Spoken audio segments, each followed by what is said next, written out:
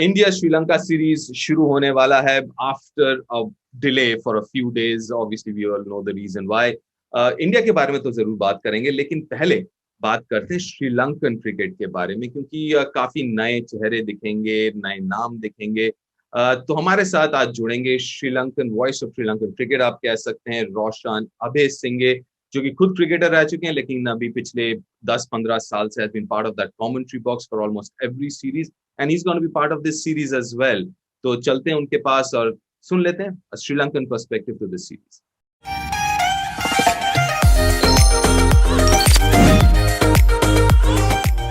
And I have with me a former cricketer himself and now voice of Sri Lankan cricket for quite a few years, Roshan Abeysinghe. Roshan, thank you for your time and it's good to have you. Indeed, pleasure to join you, Deep, always. Perfect. Thank you so much. Roshan, obviously, I mean, the first thing is this whole postponement of the series. Obviously, you're part of the bubble, so that's elongated. So how has this been for you personally and obviously the team and everyone around you? Oh, God, no. That's one of the most challenging things in the modern day. Quarantine and bubbles with PCRs are deadly. I know you told me about you've almost had what 50 RT-PCR tests already. 50 plus. 50 plus. And counting. And counting. Yeah, it's far from over, so it's still counting. Right. So, okay, coming to the very important series for obviously both Sri Lanka and India. But from your vantage point, how do you see this series, especially from a Sri Lankan perspective? I see it as a very important series because, see, the Sri Lankan performance has not been encouraging over the last few years. I mean, in the West Indies, they didn't do too well. Then the selectors, the new set of selectors came in. They came up with a new policy and then they kind of rested or moved the senior guys away and brought in the younger brigade or the, I would call them young, but guys with less experience. Right. See, basically, that team in England, unfortunately, didn't do well. So there's a lot of pressure back home. I think the cricket board is, not happy. Fans aren't happy. Then Angelo Matthews, indicating that he may retire. Chandimal written to the board, giving his performance and wanting to know what the plan for him in the future. So lots of things going on. But having said that, the selectors now seem to be very strong on the fact that they want to build a new team. Now, their argument is this. What they say is, whether it holds water or not is another matter. But selection panels have their own, objectives and goals. So this panel says, with the seniors, Sri Lanka were 8 or 9.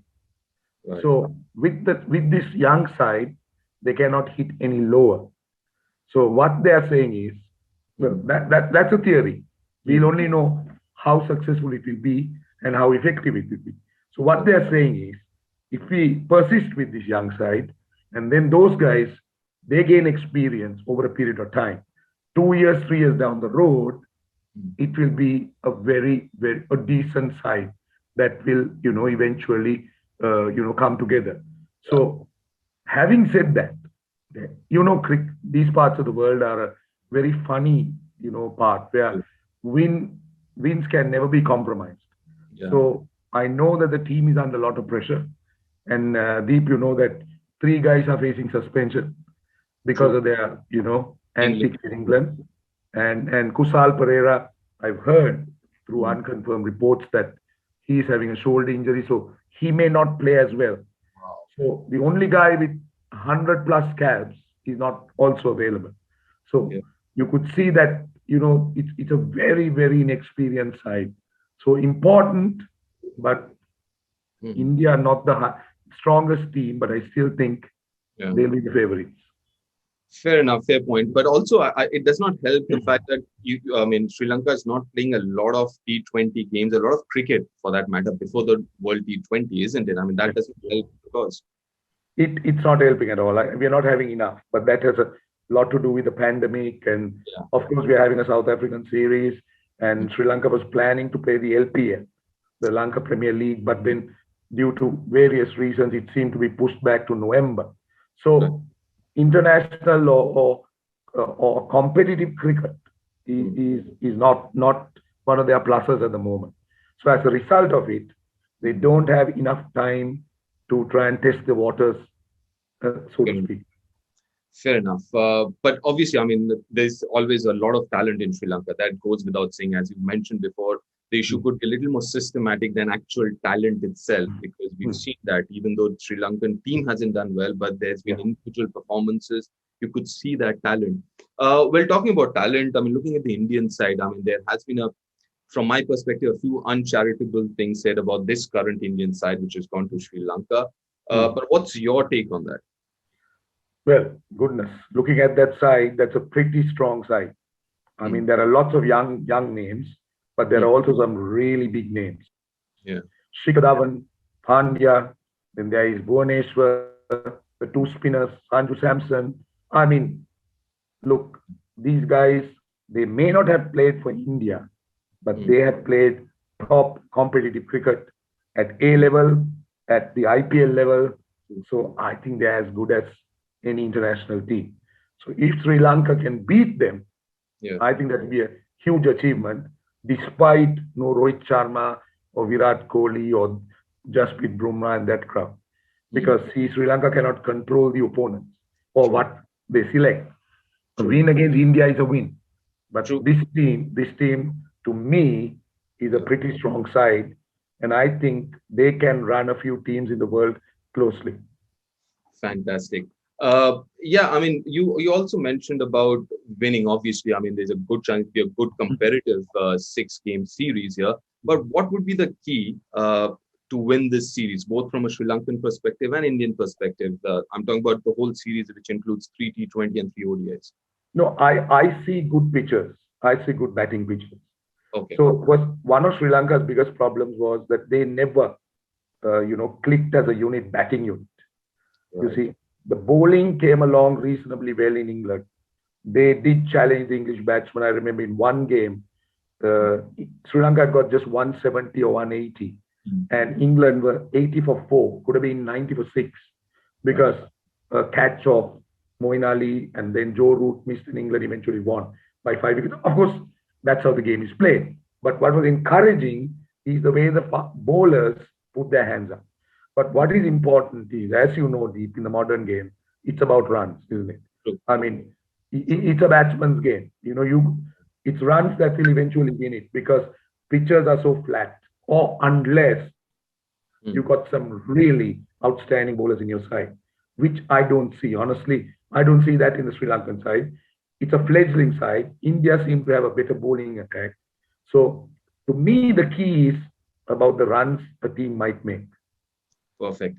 Right. I mean, because we've mentioned the fact that it's a pretty inexperienced Sri Lankan side, quite a few new names we might see here. So what are these names that an Indian fan or Indian viewer should be looking at, names that you would recommend that, keep our eyes out for? Well, some of the names are known. Like, for example, Avishka Fernando is known. Then Dasun Shanaka is known. Dhananjay De Silva, Vanidu Hasaranga. All these guys are reasonably well known. True. See, there is this left-hander, Bhanuka Rajapaksa, who had an issue with his fitness. But to me, he can be a good T20 player. So he might be one player that can win you a game. He has the potential. And of course, Sri Lanka has 2 really good fast bowlers, quick ones. Lairu Kumara, 150 plus. Yes. He's just 22 or 23. Dushmantha Chameera was very good in England. Spearhead, bowl 140, 145. And there's a tall left arm, Vinura Fernando. He gets up a lot of bounds. He's managed. He moves it both ways, but he brings it back. And of course, Vanidu Hasaranga, I'm sure you have seen him. He's an exciting prospect. So these might be the guys that the players will be looking at. But they're looking at a young wicket keeper called Minod Bhanuka, but he's not one of those first choice keepers, because Kushal Pereira is injured and Dikwala is having a little, disciplinary issue. I heard that Minod Bhanuka might be trusted to keep and open the batting.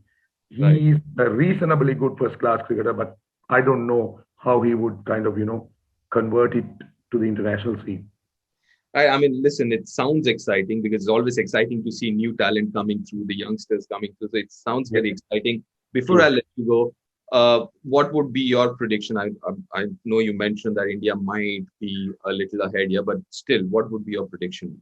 Well, I mean, from a perfectly neutral position, it's quite obvious that, Sri Lanka is struggling. Hmm. It's an unsettled side. They cannot call upon their best team. So there is a handicap. I mean, if I tell myself that Sri Lanka is going to win, I'm just pulling the wool over my eyes. So that's not going to happen. But purely neutral, I think India are the favorites. But if I put on my Sri Lankan hat, what I would like to see is, yes, a win or two will be fine. But to me, it's about competing. You see, what Sri Lanka hasn't done is not competed. They have what they've lost badly. So that's what we should try and avoid. Because as you know, when you get into that losing mode, it's a habit. You played enough cricket to know it's very contagious. Yeah. But if you can translate it to a winning mode, that also rubs on. Yeah. So it's just one day, it's one game that can, transform the entire thing. So I'm hoping that Sri Lanka will find that day in this series. That's what I'm hoping. True, and when you look at younger sides, Roshan, how I see it is whether their graph is going upwards or not.